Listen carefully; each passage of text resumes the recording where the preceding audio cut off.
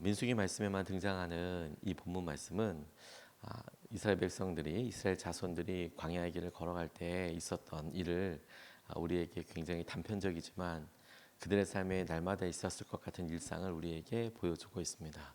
원망하고 불평하고 하는 그들의 삶의 모습을 마치 사건을 통해서 우리에게 오롯이 드러내고 우리에게 우리의 모습은 어떤지에 대해서 질문하게 하신다라고 싶습니다. 광야길을 걷는 것은 진짜 쉽지 않습니다.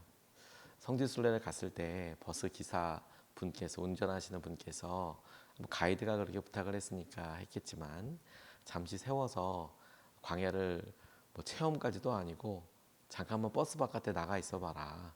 여기가 르비딤이다. 여기가 어디다 이렇게 얘기하면서 할 때 잠깐 바깥에 나가보자. 그래서 나가만 봐도 나가자마자 바로 사람들한테 어휴 이런 이야기가 나옵니다. 몇 시간까지도 걸리지 않아요. 몇 시간까지도. 몇십 분도 안 걸립니다. 그냥 햇빛이 세니까 머리카락이 다 빠지는 느낌이에요. 막 쨍쨍하니까. 그리고 몇 분만 지나도 땀이 이렇게 난다기보다는 이 더위가 대단하구나. 그래서 사람들이 목사님들이 한결같이 그런 얘기했어요. 야, 여기 40년 걸어가려고 그러면 구름 기둥 없으면 진짜 이건 너무 힘들겠다. 이건 안 되겠다라고 싶을 정도로 우리가 주님께서 쉐키나 영광의 구름으로 낮에는 구름 기둥 밤에는 불 기둥으로 이스라엘 백성들을 가려주시고 그리고 이스라엘 백성들의 밤에는 불 기둥으로 함께 해주시고 이게 얼마나 큰 역사인지 얼마나 큰 감사의 제목인지 모릅니다.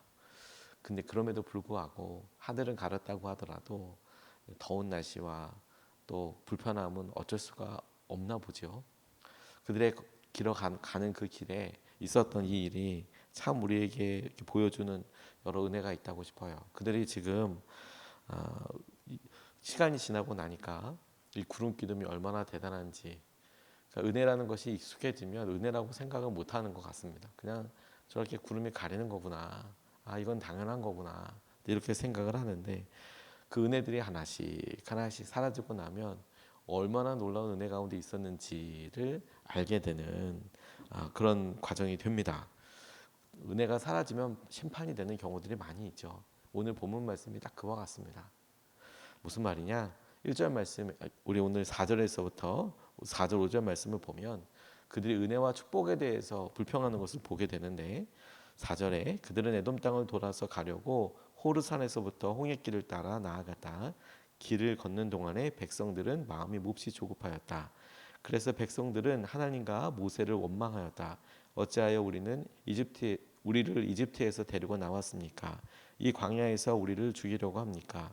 먹을 것도 없습니다. 마실 것도 없습니다. 이 보잘것없는 음식은 이제 진저리가 납니다라고 그렇게 이야기합니다. 에돔 땅을 돌아가라. 하나님께서 에돔과 싸우지 말 것을 이야기하셨는데 그 광야를 돌아서 가게 됐단 말입니다. 조급하였다라는 이야기의 의미를 생각해 보면 빨리 갈 수 있는 길 놔두고 왜 돌아가냐 이제 이런 의미였습니다. 하지만 이스라엘 백성들 지금 이 광야를 유리방황하고 있지 않습니까? 얼마나 도느냐 이미 돌고 있습니다. 그런 상황에서 보면 이 사람들이 갖고 있었던 마음이 그냥 한 번에 하루에 라기보다 그들의 마음이 표현된 그런 일이라고 싶습니다. 그런데 그 원망의 내용을 보면 이래요. 그들이 먹을 것도 없습니까? 있어요. 날마다 만나가 내리죠. 마실 것도 없습니까? 있어요. 반석에서 물이라도 나오잖아요. 그래서 그 물을 받아두고 혹은 주님께서 그때그때마다 물을 공급해 주시잖아요. 그런데 결정적으로 보잘것없는 음식밖에 없다고 이야기합니다. 그 보잘것없는 음식이라는 것이 말하는 바가 무엇입니까? 만나죠, 만나. 보잘것없다고 이야기하고 있어요.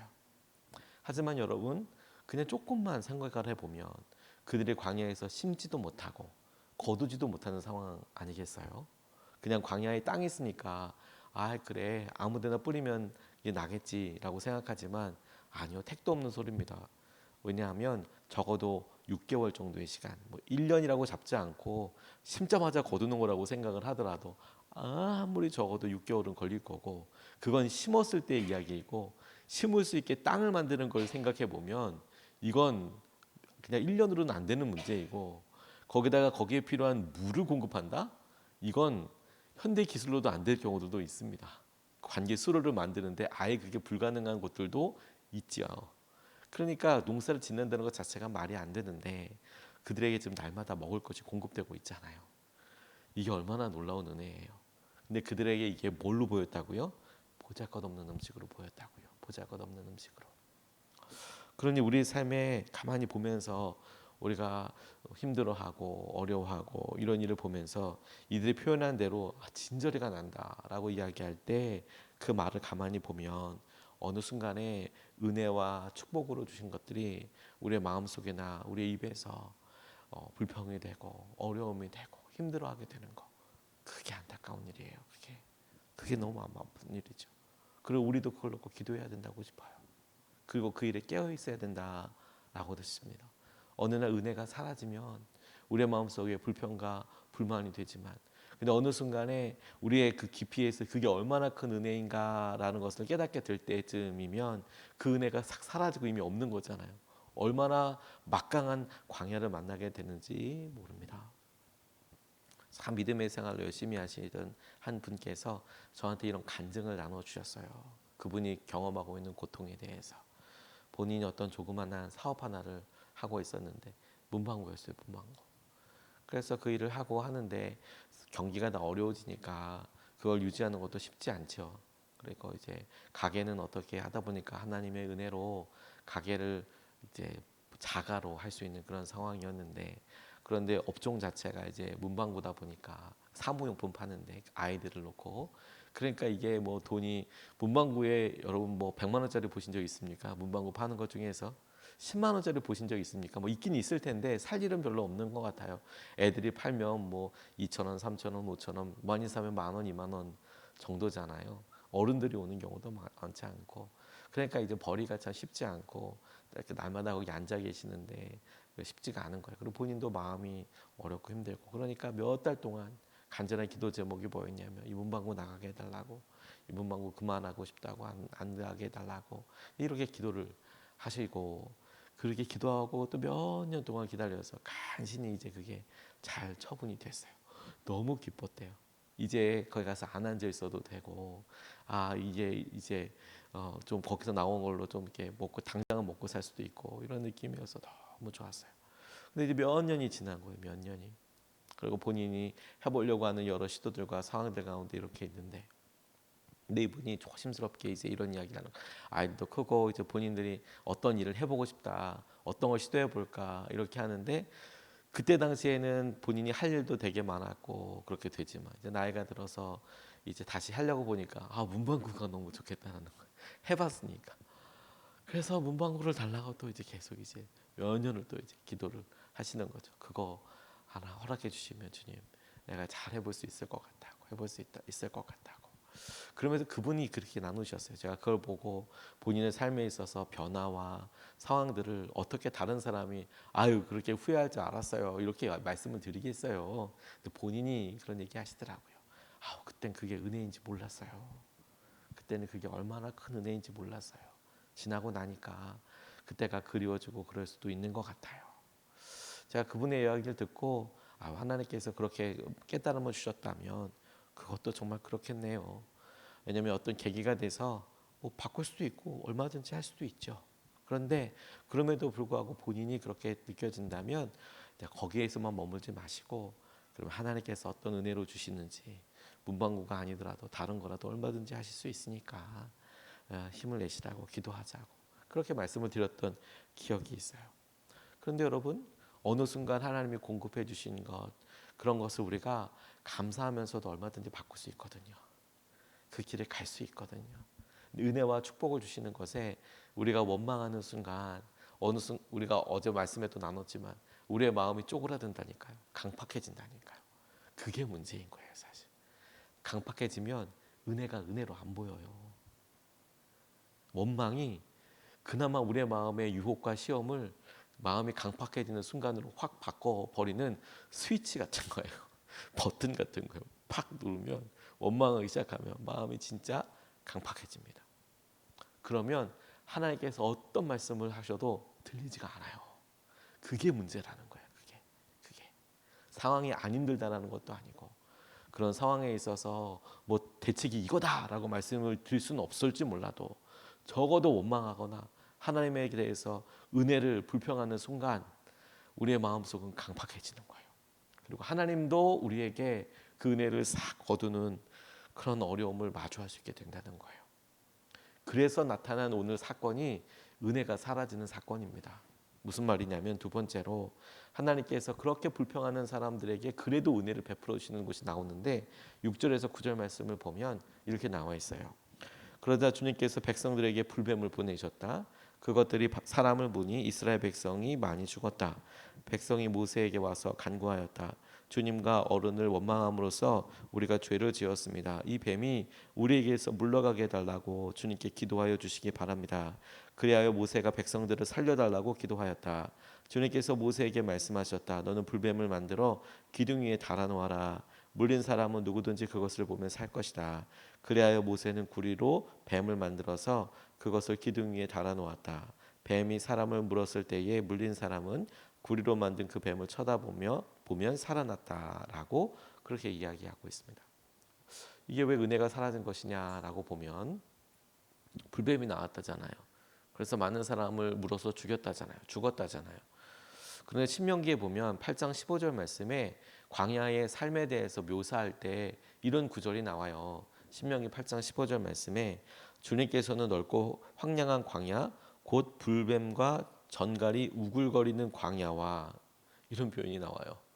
그러니까 원래 광야는 전갈과 불뱀이 우글거려요. 원래 그랬어요. 근데 지금까지는 안 나왔어요. 왜? 은혜인 거죠. 지금 갑자기 불뱀이 많아진 게 아니고 원래 불뱀이 많았어요. 그런데 그 불뱀이 어떤 연유에서인지 몰라도 물거나 혹은 그들의 진영 바깥에 그들이 이렇게 머무르는 것을 진이라고 하거든요. 이 진영 가운데 나타나지 않았어요. 사람 물지 않았어요. 근데 이것들이 갑자기 불기 시작했어요. 때로 나와서 어디서 이렇게 나왔는지. 원래 우글우글거리던 곳에서 하나님의 은혜가 압도하고 있는 그곳에 뱀이 없었어요. 아니, 보이질 않았어요. 없는 게 아니라 보이질 않았어요. 근데 그게 나타나기 시작했어요. 이게 은혜가 사라진 결과라니까요. 불평해서 이스라엘 백성들 훈련시키는 결과이고요. 여러분, 믿음 생활에서 세상이 힘듭니까? 세상은 원래 힘듭니까? 세상은 원래 힘들어요. 여러분 모르셨어요? 세상은 원래 힘들어요. 근데 그런 삶을 살면서 우리가 믿음 생활하기 때문에 힘들다면 진짜 은혜인 거예요. 왜냐하면 어차피 힘든 세상에서 믿음을 가지고 그래서 힘들다. 믿음 생활 하는 것 때문에 우리가 어려움 겪는다면 적어도 그것이 의미 없는 시간, 그냥 고단하고 고난의 시간이 아니라 하나님께서는 열매로 봐주시는 시간이잖아요. 그럼 진짜 감사한 거죠. 큰 은혜가 있는 것이죠. 원래 광야에서 그런 일이 하나님께서 덮어주셨던 은혜가 사라졌을 때 뱀이 보이기 시작하면서 사람들을 물기 시작했습니다. 그런데 저는 저랑은 다른 하나님의 자비하심, 하나님의 은혜를 다시 한번 발견하게 되는 부분이, 그러면 한동안 냅둔 다음에 혹은 그냥 그대로 냅둬서 그냥 그대로 너희들 그래? 그럼 불뱀이랑 같이 살아. 계속 물리면서 그냥 가자. 이렇게 이야기하시는 것이 아니라 그런 과정에서도 하나님께서 다시 한번 은혜의 은혜를 더해 주세요. 은혜 없다 하지만 은혜 가운데 다시 은혜를 허락해 주세요. 은혜 없음 가운데 또 허락해 주실 은혜가 있어요. 오늘 그들이 깜짝 놀라서 모세에게 찾아와서 하나님과 어르신이라고 이야기하는 모세에게 원망하였더니 우리가 이런 일을 경험했습니다. 이 불뱀 좀 치워주십시오. 사람들이 죽어나가고 아픈 게 너무 고통스러우니까. 그렇게 했더니 하나님께서 구리밤을 만들어서 장대에다가 달아놓고 봐라. 쳐다보면 살겠다라는 정말 생뚱같은 그런 이야기를 하셨어요. 맥락으로 봤을 때는 갑자기 등장하는 이 장대와 구리뱀을 어떻게 설명해야 될지 모를 정도로. 그런데 하나님께서 이 장면을 통하여 우리가 신약 성경에 예수님께서 나무에 달려서 돌아가실 것에 대한 그 모습을 마치 예표하듯이 이 모습을 통하여서 구약의 이 모습이 신약의 예수님을 통하여서 겹쳐져서 이것이 누구든지 지금 구리뱀을 쳐다보면 살리라 라고 이야기했던 이 말씀이 그대로 예수님을 바라보면, 예수님을 의지하면 어느 상황이든지 살겠다라고 말씀하신 것과 이렇게 같이 겹쳐져서 보여주시는 그런 모습을 예표라고 하는데, 그런 모습을 보여주시는 거구나라는 것을 이제 우리는 알지만 당시의 사람들 입장에서는 진짜 생뚱같은 거죠. 갑자기 구리뱀을 다는데, 예를 들어 주님께서 그래서 뭐 모세의 눈을 밝혀서 당시의 광야의 지천에 계절이 어느 때인지는 지금 나와 있지는 않지만 그 계절에 자주 보이는 그 풀들을 보고 야 저거 끓여 먹으면 낫는다 이런 약초를 주셨다든지 야 뭐 어떻게 하면 낫는다더라 뭐 이렇게 한다든지 이러면 좋잖아요. 근데 그런 거 없었어요. 그냥 바라보면 산다 하나였어요. 또 하나 아예 그렇게 살 길을 내주시면 불뱀을 좀 치워주시든지. 불뱀은 계속 나와요. 오늘 이 적어도 이 상황에서 하나님께서 불뱀이 사라졌다 이렇게 이야기하지 않지 않습니까? 불뱀은 계속 물어요. 그럼 어떤 사람은 물리고 살았어요. 또 물려요. 어떻게 해야 되죠? 다시 바라봐야 돼요. 그래서 한번 바라보고 끝나는 게 아니라 바라봐야 돼요. 적어도 이 사건이 끝날 때까지는 하나님께서 만들어주신 구리뱀을 바라봐야 살더라라는 거예요. 이게 주님이 허락하신 방법이죠. 우리에게도 똑같이 하나님께서 주시는 은혜가 있다고 싶어요. 이런 장면에서 제일 중요한 게 뭐냐면 하나님께서 이스라엘 자손들이 그냥 죽도록 망하도록 내버려 두지 않으셨다. 거기에 하나님께서 은혜를 허락하여 주셨다. 그 상황에서도 살 수 있는 길을 열어주셨다. 그 살 수 있는 길이 장대에 달린 구리뱀이지만 우리는 명확하게 알죠. 그 구리뱀 자체가 아니라 하나님의 은혜이고 그리고 이후에 우리에게 보여질 예수 그리스도의 놀라운 십자가라는 것을 우리가 압니다. 그래서 우리에게 적용해 보고 싶어요, 여러분. 어느 순간에 우리가 광야길 만만치 않고 녹록하지 않은 사람들과의 관계와 상황들 가운데 우리도 모르게 돌아가는 거잖아요. 쉬운 길도 있고 다른 사람들 다 좋은 길 가는데 왜 이렇게 어렵게 갑니까? 그 말에 우리도 모르게 생각이 될 그런 일들에 가만 보니 하나님이 변하신 게 아니고 우리의 마음이 강팍하여서 우리의 마음이 돌덩어리처럼 이렇게 되니까 그 마음을 하나님께서 고난과 어려움을 통해서 이렇게 만지고 계시는 거이지 않겠어요? 제가 근래에 화분을 하나 이렇게 해서 분갈이라는 것을 진짜 몇십 년 만에 해봤습니다. 처음인 것 같기도 해요. 이게 심어서 이렇게 봤어요. 그래서 심어보면서 손으로 이제 오랜만에 흙을 이렇게 만지면서 얘를 다시 심는데 그냥 은근슬쩍 높여놓으니까 그냥 화초가 툭툭툭 쓰러져가지고 이걸 꼭꼭꼭꼭 눌리다가 내가 너무 놀란 것을 봤어요. 뭐냐면 말랑말랑하더라고요. 너무 당연하죠. 처음에 분갈이하기 위해서 화분을 이렇게 뺄 때는 단단해가지고 그래서 물로 살짝살짝 달짝달짝 이렇게 해서 좀 눅눅하게 해서 뽑아냈는데 그런데 이제 오래된 걸 좀 뽑을 때는 그렇게 딱딱했는데 실제 심으려 보니까 이렇게 눌러야 되더라고요. 얘가 살아있는 흙 양분이 많고 뭔가 날 수 있는 흙들은 말랑말랑하구나. 딱딱한 거는 생명이 나기도 쉽지 않겠구나. 마음은 딱딱한가 말랑말랑한가. 그래서 하나님께서 부드러운 마음이라고 이야기하시고 그렇구나. 우리 마음속이 강팍해지는 것은 정말 좋은 사인이 아니에요. 그리고 여러분 그 사인이 은혜가 하나님의 주신 축복이 어느 순간에 불평하게 되면 내 마음이 강팍해졌구나 이렇게 생각하면 됩니다. 그리고 두 번째 하나님께서 은혜를 베풀어 주신다니까요. 우리가 어떤 상황에서도 그래 이렇게 됐어 하나님 과거로 돌려주세요 이런 건 없죠. 하지만 그렇게 해서 죽으라고 냅둔 게 아니라 하나님을 바라보라.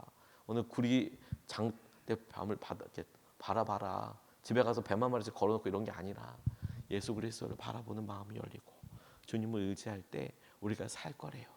구리뱀이 뱀이 또 물어도 여전히 뱀이 우리 눈에 보여도 우리는 우리를 절대적으로 살려줄 수 있는 하나님의 은혜의 방편, 은혜의 수단이 있는 거예요.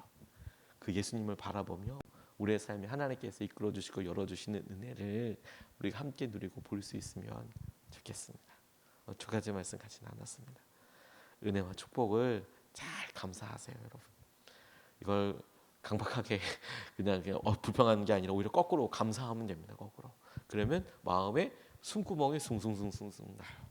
그래서 주님께서 베풀어 주신 새로운 은혜들이 숭숭숭숭 나는 거예요. 두 번째, 주님께서 어떠한 경우에도 허락하여 주신 은혜가 있습니다. 우리에게 예수님 그분의 십자가의 은혜를 허락하여 주셨습니다. 오늘도 우리를 살려주실 거예요. 그 십자가의 은혜를 붙잡고 오늘 우리 함께 일어설 수 있으면 좋겠습니다. 두 번 나눠서 같이 기도하겠습니다. 첫 번째로 우리 마음을 주장하셔서 감사와 믿음으로 승리하게 해달라고 먼저 기도하고 싶습니다. 여러분, 우리의 마음속에 강팍한 것을 냅두지 마세요. 다시 은혜를 은혜라고 감사하고 축복을 축복이라고 감사하는 거예요. 이 보잘것없는 음식 이러는 순간 우리의 마음이 강팍해집니다. 어떠한 것도 은혜로 다가오지 않아요. 하나님이 하시는 것을 몰라요. 오늘 이 시간에 주 우리 마음을 이끌어 주십시오. 주장하여 주십시오. 감사와 믿음으로 오늘 승리하게 하여 주십시오. 첫 번째로 같이 함께 기도하시겠습니다.